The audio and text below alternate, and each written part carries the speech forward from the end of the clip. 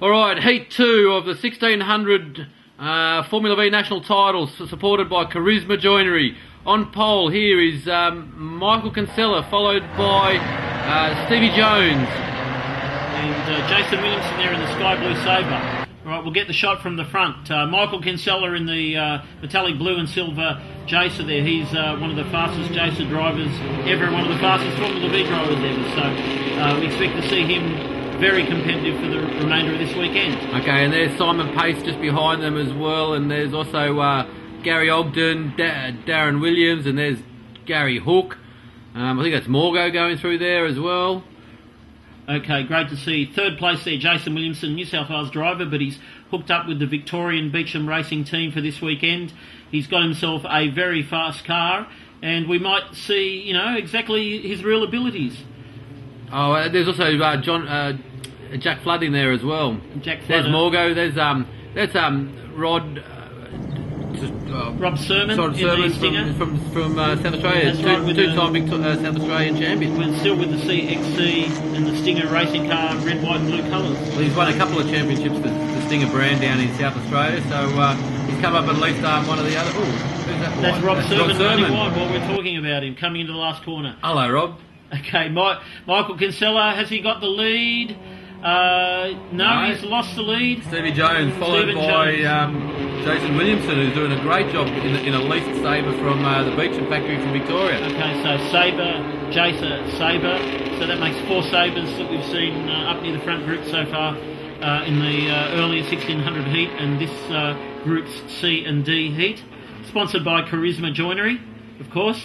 Okay, so actually Stevie Jones is in his first year of Formula V racing. He was in a Jacer earlier in the year, and just a couple of rounds ago switched to this Sabre and has done a pretty good job in it. He actually had his first win in a national series down at Phillip Island a couple of weeks ago, 2-3 weeks ago. Okay, so Stephen with the lead. Michael Kinsella, will he take the lead down the inside? No, he'll wait for the straight because he knows it's much more beneficial there. He's an experienced campaigner, Michael Kinsella. That was Gary Ogden in his homemade Corsica, having go down the inside of Darren Williams just ahead of him. You'll see them. Darren Williams has gone for the inside. That's right, you can see them on the left-hand side, the red and the orange cars just a second ago. There's Kinsella going down the inside of Stevie Jones for the lead. Yeah, and Darren Williams there, you can see there just going down the inside of Gary Ogden in the orange car. That's Gary Hook in the sky blue Jacer just behind them again. And that's Stephen Gamara, I think, in the black car just behind Gary Hook. Yeah, Steve Gamara's doing a good job there battling with them. And who's that? Is that Phil Oakes behind him? Phil Oakes in the yellow Jacer, so there's a whole gaggle of Jacers through there. Oh, excellent. Okay, so Gary Ogden is all over the back of Darren Williams there.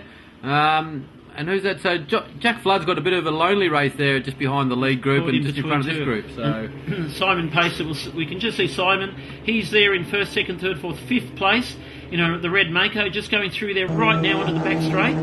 Yep, okay, so there followed by there. Darren Williams, Gary Ogden. There's Gary Hook in the sky blue car. Yep. A lot more cars to worry about in this race, of course. Okay, there's a big battle going on there, and actually looks like Darren got a little bit wide coming through the final corner, and Gary Ogden wanted to have a go. Right. And in the background, Phil Oakes is having a look as well. Cars going to the inside of the circuit, trying to block them behind them. That might help you keep your position, but it doesn't help you keep up with the cars up ahead. So we can see Michael Kinsella pulling out there, the lead, the top 3 cars there. Got a nice gap back to Jack Flood in another Sabre. Yeah, doing a very good job, Jack Flood, as well. Also first time coming up to Wakfield as well, so he spoke to him earlier in the weekend. He was still trying to work out lines across the top of the hill particularly. Oh, Gary Ogden tried to go around down the inside of Darren Williams. Back up there, that's right. So, all right, watching the 3 leaders going through. Not really a passing position there up coming down the hill on the right hand, so I wonder if Darren Williams might have missed a gear or did something that gave the opportunity as well. Okay, so Kinsella's still ahead of Stevie Jones, is ahead of Jason Williamson. The top 3 have actually pulled who's that? Morgan. That's Morgan Fremantle. He's lost it at the fish hook. Into the fish hook. Quite a common spot. Jason. Okay. So Morgan's had problems with his car throughout the early part of this weekend in practice and the day before. And he's had problems with the reliability of the car. So hopefully he'll be able to keep things together for the remainder of this weekend. Okay, going up the hill, Simon Pace is having a look at Darren Williams. So Simon's fallen back a bit for you, and Gary Ogden looked like he might take both of them. Something's wrong with Simon there, isn't it? Yeah, okay. Gary Ogden took both of them going up the hill there, so, you know, something happened there, and it cost Simon a lot. That means Gary Ogden's now in, is it 4th or 5th place? This month? 1, 2, 3, 4, 5. That's right, 5th place. Yeah, Jack Flood's got a lonely 4th place there. The top 3 are pulled away. Darren Williams is looking all over the back of Gary Ogden, thinking, I want that spot back. Who's that? The black eye Steve Gamara. There's Morgo, even after having a spin, he's still thereabouts. So Morgan was obviously well up there before he had his loser. There's so Bruce Pearce at 1600. Yeah, Bruce Pearce, more used to being a 1200 driver. He's actually driving his son Matt's Jacer, current model Jacer. Of course, Matt, they've swapped cars. Matt having a big go in the 1200 class this weekend. So I thought they jointly bought the car and they were going to share it. One running state round, one running national series, and that's what they did last year. And this year they haven't run. Neither of them have run it. That's right. So they've had Stevie a Jones time off. Inside. No, Michael do it. Kinsella, has he got the lead? No, he keeps the lead at the end of this straight. So slipstreaming not helping that much at the moment. Gary Ogden goes for defensive and doesn't let Darren Williams. Darren Williams won't go around the outside there. Gary Ogden will make sure of it. But Simon Pace goes to the right of Darren. No, but he doesn't gain that position.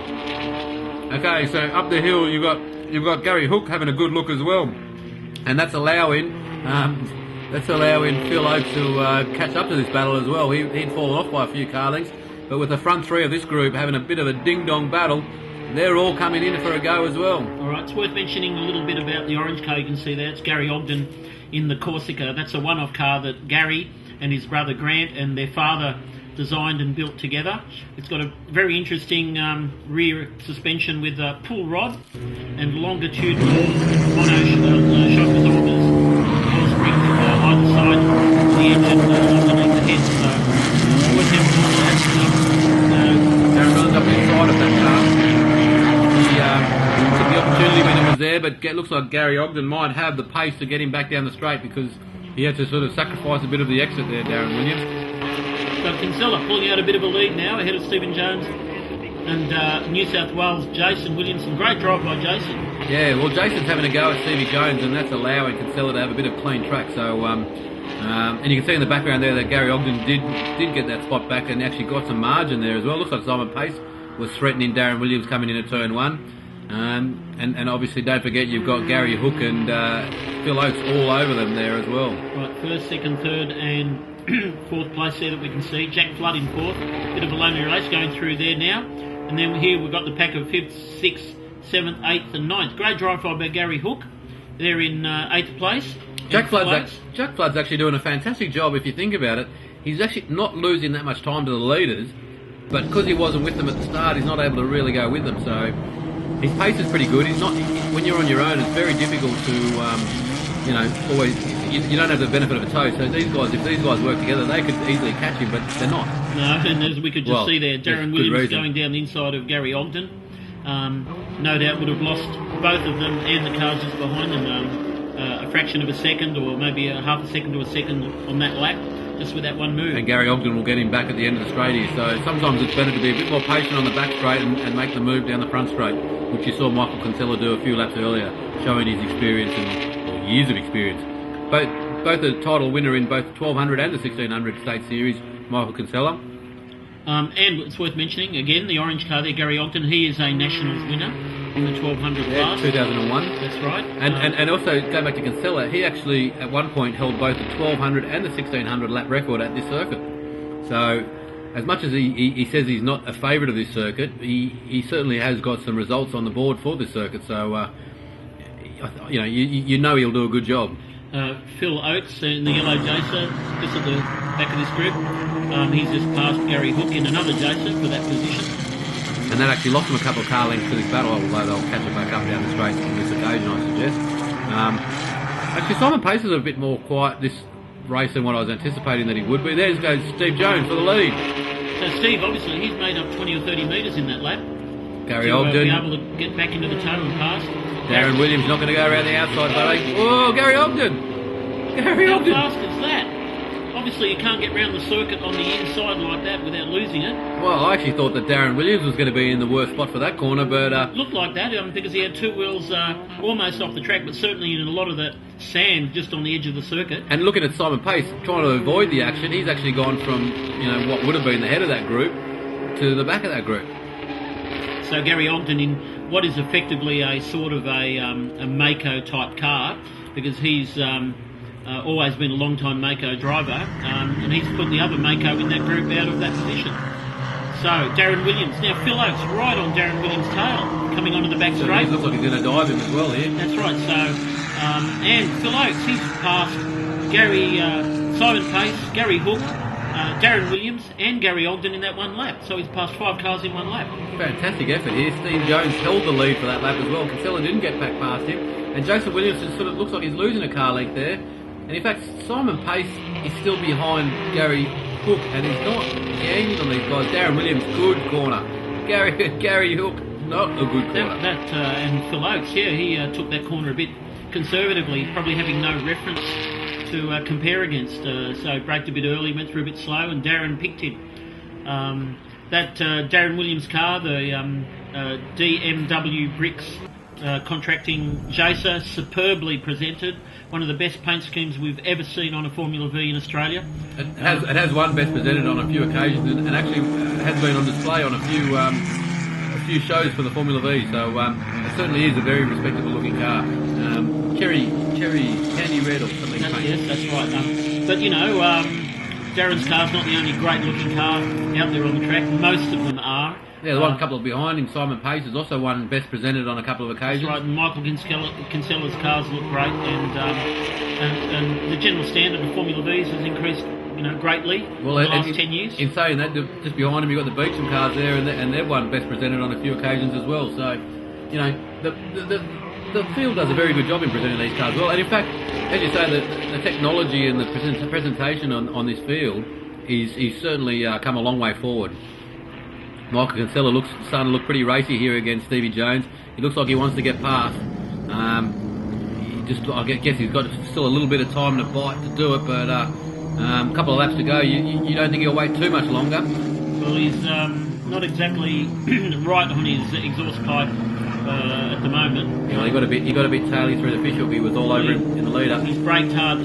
Simon Pace there in the red Mako. Yeah, he hasn't got back through as quickly as I thought he would. No, but he has gained up on Phil, and equally Darren Williams pulled away for that 4th position in this race. Now we're just coming onto the last lap, going through the first corner for the last time. Stephen Jones consolidating his lead in the white Sabre ahead of Michael Kinsella. There's Jack Flood. Jack Flood in 4th place in the Darren Sabre. Williams has got a bit of a gap to Phil Oakes. He's got a bit of a gap to Simon Pace. Okay, 5th, 6th and 7th. Got a bit Gary of a Hook. gap to Gary Hook. What happened to Gary Hook? He's dropped off. He's dropped off, but still a great position in 8th place. Morgo's doing a good job there. Especially Solid. after that lose, and he lost quite a few seconds, so for him to be not far behind 5th, 6th, 7th and 8th place, it's a very good drive. Obviously he's got quite a bit of speed. Yeah, that's right. Jason Williamson is fallen off of this group here. The pace is obviously very good, and actually Stevie Jones has done a pretty good job this weekend. He's going defensive. He clearly knows the track. No, but he's made a mistake, obviously. That's why Stephen went to the right-hand side, and but it wasn't enough to keep up. Kinsella's pressured him into outbraking himself into the final corner, and he's killed the run. Exactly. There's a good example of pressuring drives by a very experienced Michael Kinsella that's forced Stephen into making a mistake. So Kinsella takes the win. First place. Second place is Stevie Jones. Third place is Jason Williamson. Actually, Kinsella's, I've recalled Kinsella doing the same thing to Daniel Reynolds at once. Jack Flood, 4th. Solid drive. Right, 5th place, Darren Williams there in the maroon metallic coloured Jacer.